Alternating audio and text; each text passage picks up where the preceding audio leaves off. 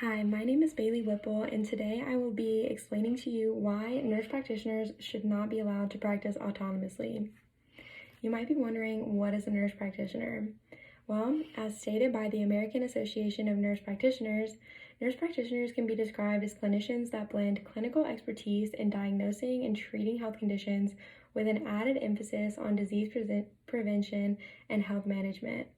While this may be true, nurse practitioners in areas that authorize them to perform everything that primary care doctors do pose a significant risk to patients due to the fact that they receive less than half the amount of training that a physician does, and they are not required to undergo the same state board licensure examinations. Primary care physicians obtain a bachelor's degree and then attend medical school for 4 to 5 years.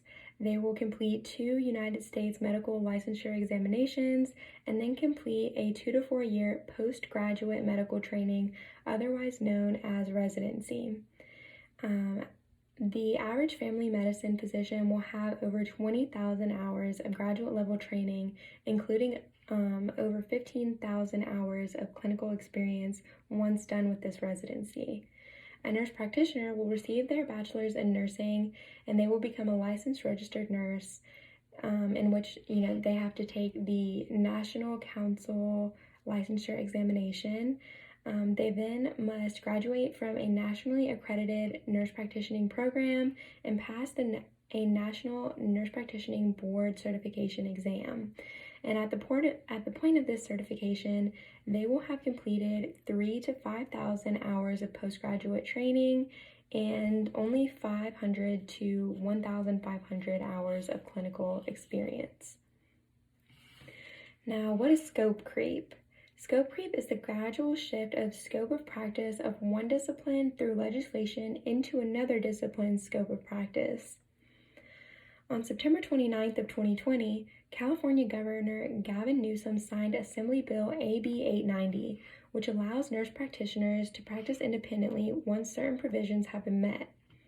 The American Medical Association has been active in dozens of states just this year, working to block legislation that would provide inappropriate expansion of medical services and procedures non-physician health professionals are allowed to perform. Nurse practitioners cannot fix the physician shortage in underserved rural areas in the United States, and this is simply because they just don't want to work there. Data shows that nurse practitioners and physicians tend to practice in the same concentrated areas, and furthermore, in states that have adopted independent practice, there has been no increase in nurse practitioner practice in those areas.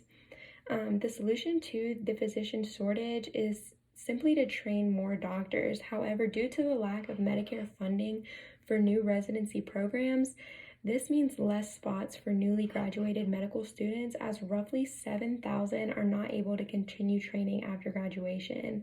And this means that class sizes cannot increase. A recent study published in the 2022 Journal of the Mississippi State Medical Association found that the cost of mid-level doctor's visits averaged about $43 more per month compared to physicians, and this is simply because of the increased ordering of tests and images, along with more referrals to specialists, which results in more visits to the doctor's office and higher emergency department utilization. This same study found that physicians outperformed mid-levels in quality metrics, including cancer screenings and management of chronic diseases. They also found that physicians who alternated visits with physicians and advanced practice providers had the best quality and cost outcomes. Now, before I conclude this lecture, I want to tell you about the heartbreaking story of 7-year-old Betty Wattenberger. Her father, on the days before Betty's death, her father said that she had gotten sick, but she had appeared to be getting better. However, one day her condition took a turn for the worse as she became discolored. Her family immediately took her to a pediatric urgent care where she was treated by a nurse practitioner and diagnosed with the flu. She was given Motrin for her fever and then sent home. The next day, her father found Betty in the living room with blood coming out of her mouth.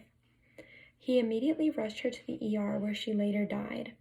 An autopsy later revealed that she died from the flu complications caused by pneumonia and sepsis, which is the body's severe response to infection. Her family is now advocating for physician-led care and warn parents to insist on seeing an MD when visiting the doctor's office. In conclusion, when discussing the independent practice of nurse practitioners, one should not adopt an us versus them mentality. NPs are extremely valuable members of the healthcare team, and they're at their best when functioning how their positions were intended, which is in a collaborative role managing patients alongside physicians and not instead of them.